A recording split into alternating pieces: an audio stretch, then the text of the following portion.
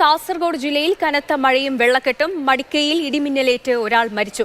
ബംഗളം സ്വദേശി ബാലനാണ് മരിച്ചത്. ചെറുവത്തൂരിൽ ശക്തമായ മഴയെ തുടർന്ന് ദേശീയപാതയിൽ വെള്ളം കയറി. സാരംഗുണ്ട് വിവരങ്ങളുമായി. സാരംഗ്, എപ്പോഴായിരുന്നു ഈ ഇടിമിന്നലേറ്റ് മരണം സംഭവിച്ചത്? അതുപോലെ മഴ ഇപ്പോഴും കനത്ത മഴ തുടരുകയാണോ? ഗതാഗതമൊക്കെ തടസ്സപ്പെട്ടോ അവിടെ?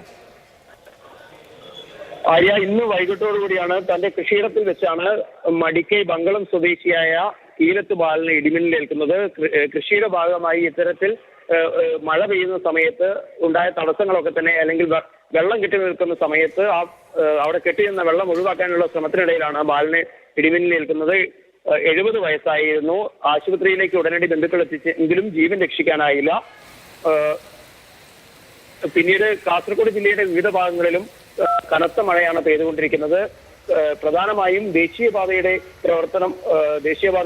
നവീകരണ പ്രവർത്തനങ്ങൾ അല്ലെങ്കിൽ വികസന പ്രവർത്തനങ്ങളൊക്കെ തന്നെ കാസർഗോഡ് ജില്ലയുടെ വിവിധ ഭാഗങ്ങളിൽ നടക്കുന്നുണ്ട്. അതുകൊണ്ട് തന്നെ പലയിടങ്ങളിലും ഓവുചാൽ മൂടിപ്പോകുന്നൊരു അവസ്ഥയുണ്ട്. അതുകൊണ്ട് തന്നെ പ്രധാനപ്പെട്ട ടൗണുകളിലൊക്കെ തന്നെ മഴവെള്ളം കെട്ടിക്കിടന്ന് ഗതാഗതവും അതുപോലെ തന്നെ പൊതുജനങ്ങളുടെ സ്വൈര്യ ജീവിതം പോലും തടസ്സപ്പെടുന്ന തരത്തിലേക്ക് ഒരു ബുദ്ധിമുട്ടുണ്ടാവുന്നുണ്ട്. ആര്യ, ശരി സാരംഗ്. കാസർഗോഡ് കനത്ത മഴ തുടരുകയാണ്. മടിക്കയിലാണ് ഇടിമിന്നലേറ്റ് ഒരാൾ മരിച്ചത്. ബംഗളം സ്വദേശി ബാലനാണ് മരണപ്പെട്ടത്. സാരംഗാണ് കൂടുതൽ വിവരങ്ങൾ നൽകിയത്.